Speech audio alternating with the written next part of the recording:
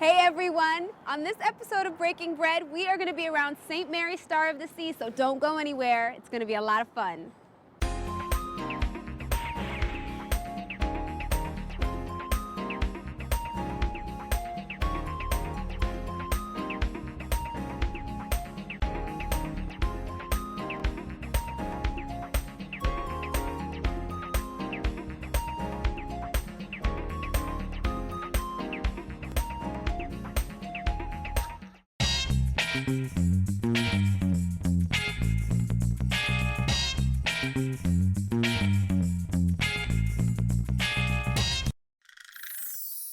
Hello everyone and welcome to another episode of Breaking Bread. I'm Tati Amara, taking you around the best restaurants around your parish. Now today we are around St. Mary's Star of the Sea in Carroll Gardens.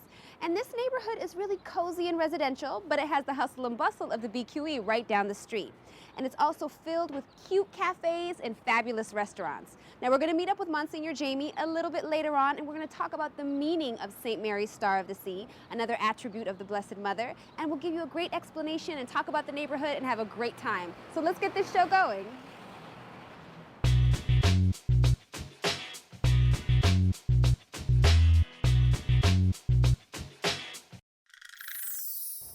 So now I'm directly across the street from St. Mary's Star of the Sea Church at Le Petit Cafe. Now I hear that this place is fabulously popular with the parishioners there, and they've got one of the best brunches in the neighborhood. And they say I'm in for a few surprises, so let's go inside and see what they're talking about.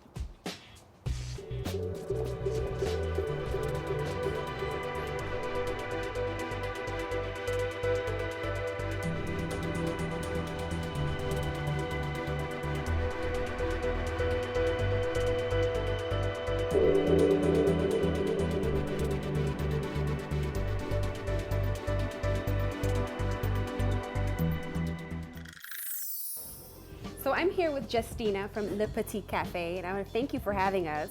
You're welcome. Now the first thing I'm going to say is when you walk by this place, you might just see what looks like a little coffee shop, but there's this whole world back here. Does that happen a lot? Yes. We have so many customers coming here and not even knowing that we have this garden here. Just to get a cup of coffee, and they walk to the back and they're like, wow, they're amazed by everything that we have here. Waterfalls, everything. know. It's beautiful here. I mean, for me, it was kind of like, I walked in and I was like, what? It's Look like at all a whole this. different atmosphere. You can sit here, have a cup of coffee, you can do your work and just relax and forget about your everyday stress. Nice. No, I definitely feel it's like harmonious and relaxing when you walk in here. Yes. So tell me what kind of food you guys have too, because again, when you walk by, you would think it's like coffee and muffins and bagels, but there's a lot more going on. Majority of our menu is actually American food. Okay. With the exception of some few dishes which are like Mexican, like the huevos rancheros right here. And we have some Italian food like paninis, and then for our dinner we have some calamari and stuff like that. But majority is American. Just a little bit of everything. A little bit of everything. So you yes. could come for breakfast, lunch or dinner. Yes. Now, like I mentioned to you, the first thing that I noticed was the church across the street. I know you guys are packed for brunch after service. We definitely are. Sundays mornings are our busiest day. Our church rush starts at about 10:30, 11 o'clock. Right. And we have up to like an hour wait just for a brunch. People love it here. We definitely heard this was a very popular place with the parishioners across Yes. the street. So now this just happens to be one of my favorite breakfast dishes, huevos rancheros. So let's explain to everybody what goes into this whole dish. Now the salsa. Yes, it's made from red plum tomatoes. We have red onions. We have jalapeno peppers. We have cumin, cilantro in there. Is there some oregano in this? I thought There I is smelled oregano that. in there and some pepper, of course, and some salt to your tasting. How is it? Very good. Delicious. Then we Very have good. some black beans here, refried black beans, eggs any style, and it's topped off with an avocado. Delicious. This Delicious. sauce. Here's the thing. I know you didn't see me dig in, but the thing that makes huevos rancheros delicious is the salsa sauce. So if that's not right, your whole dish isn't right. And this is very, very, very Right good. on the money. So whatever you're in the area, you got to come into Le Petit Cafe. You'll be very pleasantly surprised, just like I was. You'll walk in, see this oasis, and it'll really surprise you, and so will the food. Thank you for having us, Thank Justina. you. I'm just going to keep on eating. Enjoy. Thank you. Yeah. No. Don't be afraid. Don't be afraid. I know, right? Watch your fingers. Watch your I know, right? Yeah, it's classic gnocchi. This is your grandmother's gnocchi, Yes, right? that's our grandmother recipe.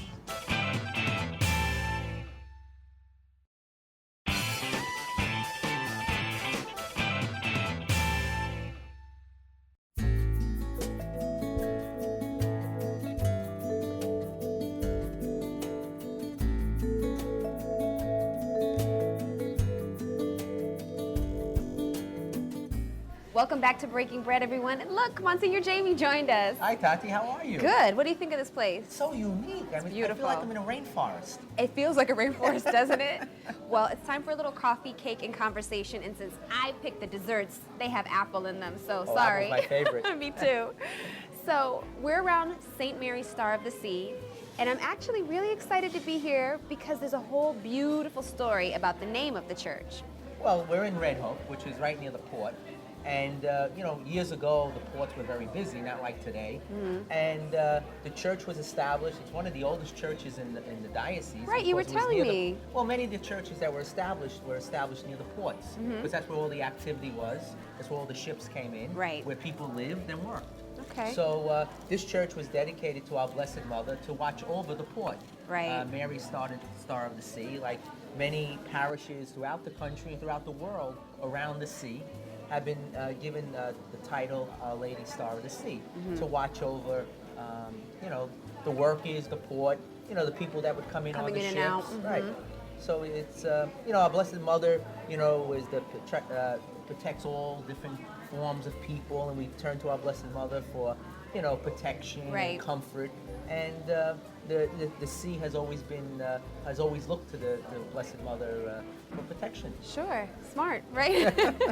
But the other beautiful thing is, as a community, it's like how the church would come and serve these people coming in and out, because even the port has its own chaplain, right? Yes. In fact, the port chaplain lives at the neighboring parish, Sacred Heart St. Stephen. And I think we were there recently. And he would service the ships as they came in. Right. Perhaps they're in for a day or two, and he would celebrate Mass, counsel some of the seamen, and also maybe hear their confessions or whatever that needs to be done. And there aren't that many port chaplains anymore because the ports aren't what they used to be. Right. But as you know, we have chaplains in all areas of the church Sure. and the business world. We Hospitals. have hospital, police chaplains, fire chaplains, school Right. chaplains. Yeah. We have chaplains of the Knights of Columbus, and all the different organizations. Sure. Someone to be their spiritual leader and guide. And here are Monsignor, the chaplain of the Taxi and Limousine Commission. I had to throw that in there. And our Breaking Bread chaplain. I go around, I bless all the taxis because we need a blessing whenever you tell get me into about one. it, especially Yellow Cab and the Breaking Bread chaplain. I was just telling him all my problems before we started shooting. So it's a beautiful thing. Like Yes. the church wants to make sure it can reach out to the people who need it Right. at the time that they need it, because they're not necessarily home Right. in this port situation. Right. So And now this port here in Red Hook, we have cruise ships coming in to this area again. Right, so there's a right. lot more activity going on, and they even have chaplains on cruise ships. yep, And that's a great job. it's a great job. Don't leave us and try to go do that. I wish, but so that's, we turn to our Blessed Mother for protection, and the people of that travel on the sea has always looked to our Blessed Mother. That's a wonderful thing. Well, let's eat up a little bit and let's check out the whole neighborhood. I hear there are also great places to eat Oh, around this area, here. many nice restaurants. I can't wait to get started.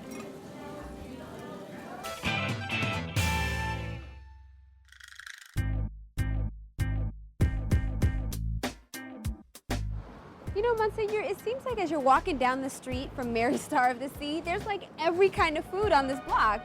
And in any great neighborhood, there's always an Italian restaurant. Of course. And Luna Rosa has great pizza. Awesome. Other Italian food too? Of course. All right, Oh. let's go.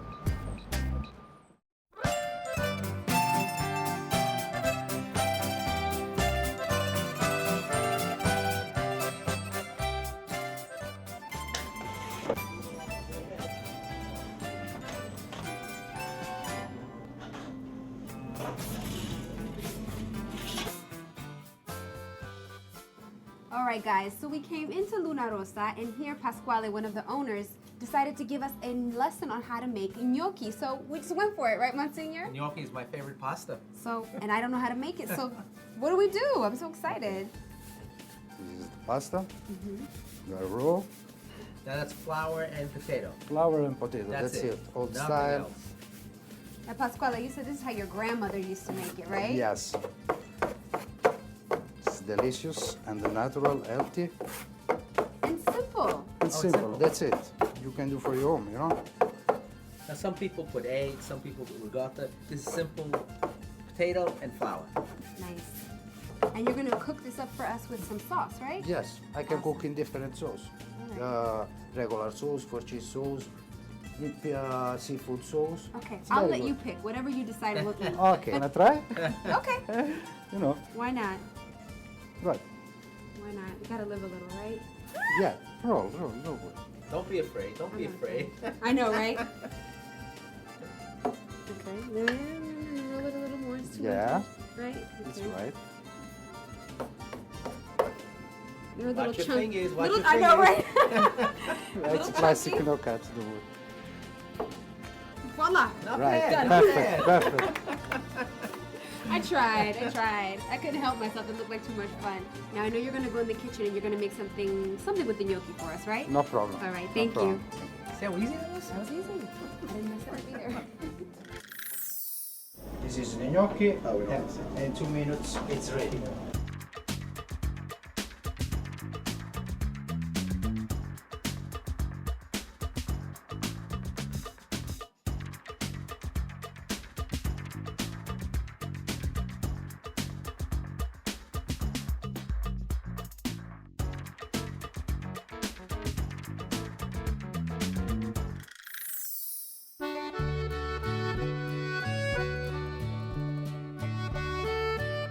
Okay, guys, so our gnocchi is finished. The Pasquale kind of taught me how to make it. He put it in red sauce, and this is Salvatore, right? Nice to meet you. Nice to meet you. You're Pasquale's brother, Yes, and you guys own this place together. Is that it? yes, we do.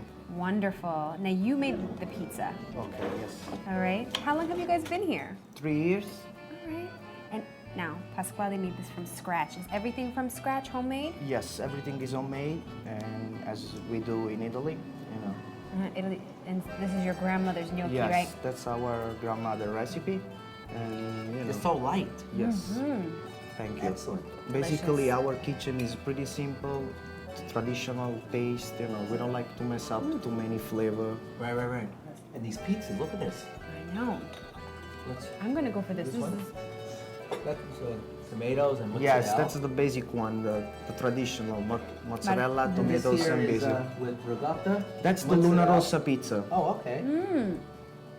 So it's a spread ricotta with the black pepper, mozzarella, and salami. this cheese is so good. Yes, fresh mozzarella. It's no cheese. This is very, very good. Everything is good. Thank you. Thank you so much for having us. Whenever you guys are in the neighborhood, you got to come to Luna Rossa. This is delicious, and everything is so flavorful, right? This is like heaven. I know. You can go to our website, netny.net/breakingbread to learn more. We're going to keep eating. And we kind of crashed Mark's party while he was making burgers. Definitely. Looked so genius to me, like, it's a medicine. It is indeed. While you slowly drizzle in the olive oil, it creates an emulsion between the liquid, which is the honey and the lemon juice.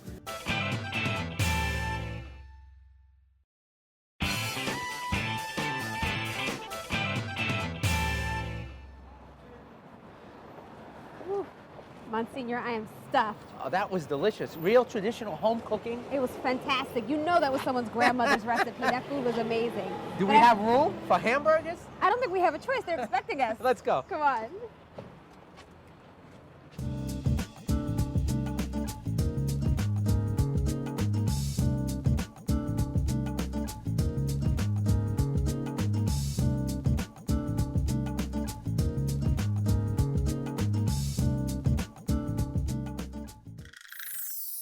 All right, guys, we came into Dubuque and we kind of crashed Mark's party while he was making burgers. Definitely. And this is what you're known for, your burgers. Yeah. That's And nice, though. It is. Mushroom burger. Stuffed with a mushroom duxelle, topped with grilled portobellos and brie. Ooh, and it smells amazing. Oh, I can't wait to dig into that. Yes, You don't, tell me. if it tastes as good as it smells, I know we're in good shape, and it really smells awesome. Tell me all the steps to making this. Okay, so the mushroom duxelle is minced mushrooms that are squeezed dry and then sauteed with shallots until they brown, seasoned with salt and pepper until they dry out. And then I add some butter, about 4 tablespoons to a pound of mushrooms. Okay. And after they cool, I roll them into a log with plastic wrap, then freeze it. And then I take the burgers, make an indentation, and cut a piece off and stuff duxelle into the burger. Into the ground beef? Yeah, Yeah. I saw that. It was looked so genius to me. Like, Now, I had seen that you had thrown some oil, truffle oil. was Truffle that? oil, that's very important. Does that Not have very any- well. You could do without it too. Right, but the we have it truffle on- oil has a nice yeah, flavor. Flavor to Anything it, with sure. truffles. Yeah, yeah. And then, also, there's some more mushrooms on top of here. Yes, grilled portobello mushrooms that we marinate first in some olive oil with garlic and fresh thyme and red pepper flakes, And then I see a little cheese on here. topped with brie. Brie. I mean, it's not American cheese. It's brie. It's a French cheese. How's it taste? Let me not influence you. Take a bite.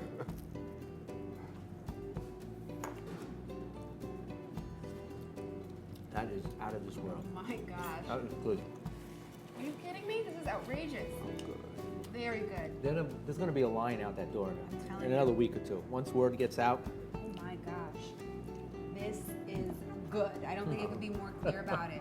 So remember, when you are in Carroll Gardens, you gotta come by Dubuque for a delicious and unique burger. It's not like you just find this everywhere, right? That's right. Thank you so much for having us. thank you, Mark. Pleasure. Thanks for coming in. Really good. Now that was definitely worth a stop. What do you think? I am so stuffed. I think I'm going to have to roll back to the parish. At least you'll get your work done on a full stomach. Okay. All I'll see you right. later. See ya.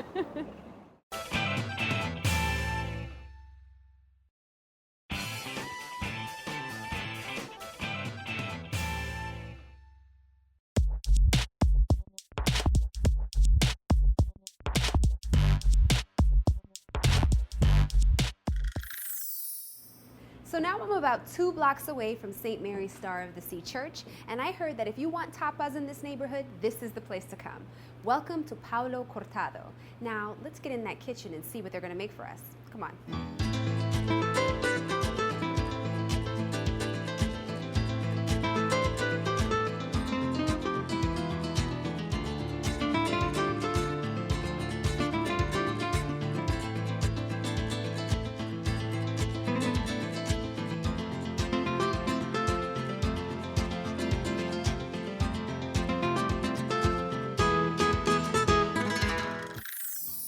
So here I am with Chef Jimmy, the main guy in charge of the kitchen here at Paulo Cortado.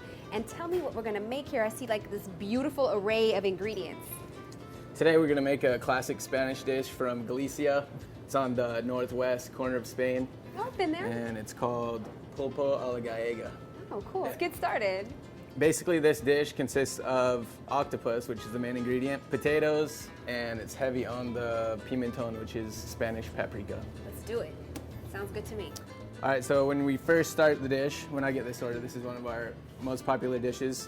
We start with the potatoes, some olive oil in the pan. So you want to heat it up a little bit, add a little salt. All right, so you put, is that coarse salt?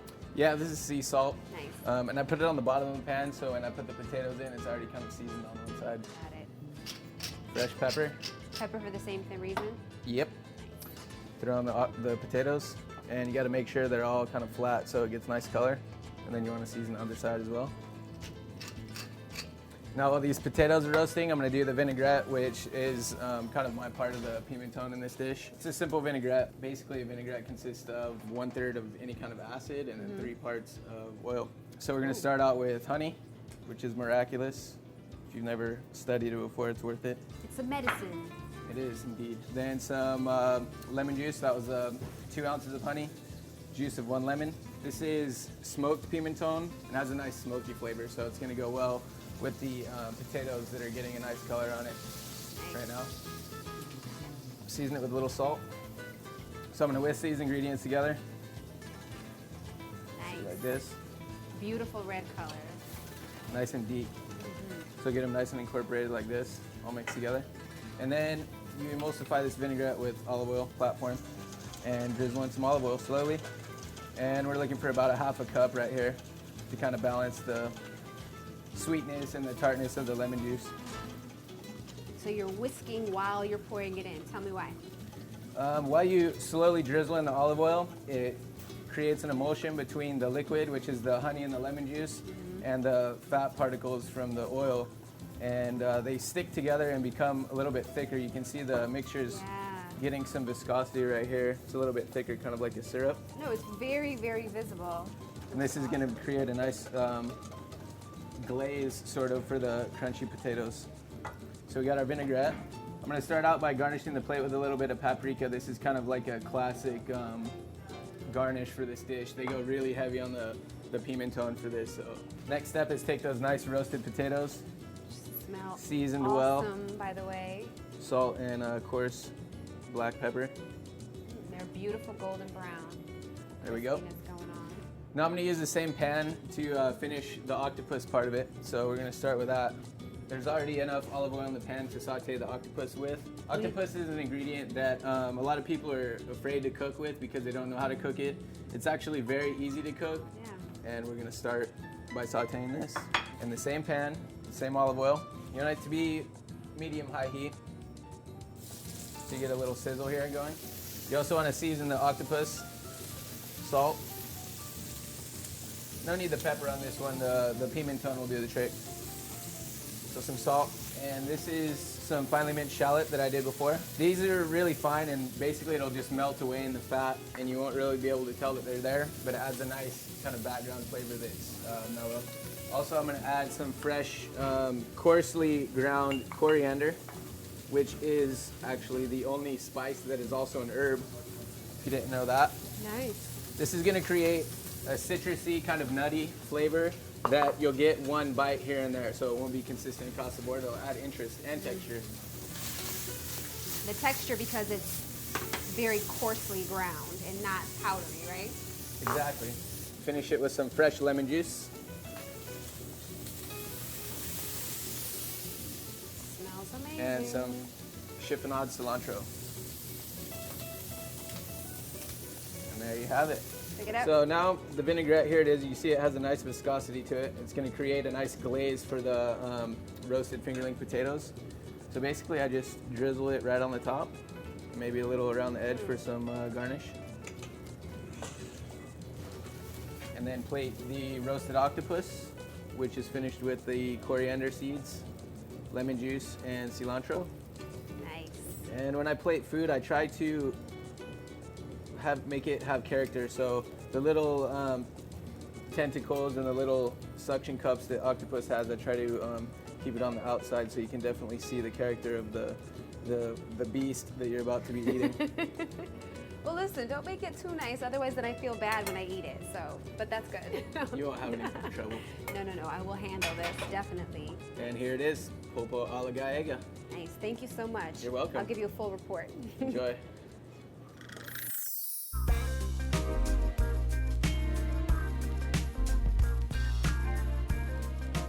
I wish you guys could smell this because it smells so good. And I'm not gonna waste any time, I'm gonna dig right in. And here's the thing, everything is bite-sized. So you know me, I kinda like to take big bites, but they kinda handle that for me.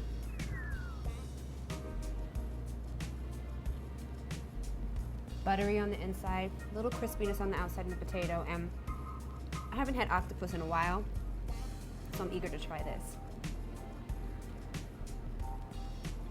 Very, very good.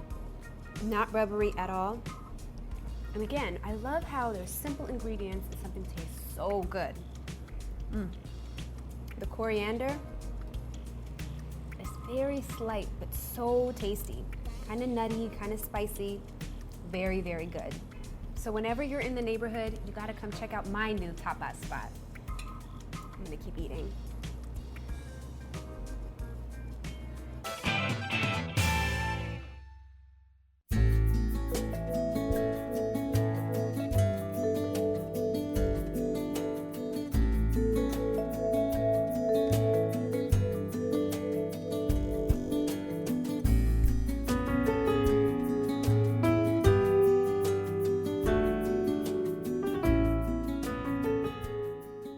As you can see, there are plenty of great restaurants to check out in this neighborhood. And to learn more about them, make sure to go to our website. I hope you enjoyed learning about Mary Star of the Sea during our coffee, cake, and conversation. And when you're in the neighborhood, make sure you stop by and visit this beautiful parish and check out their mass schedule.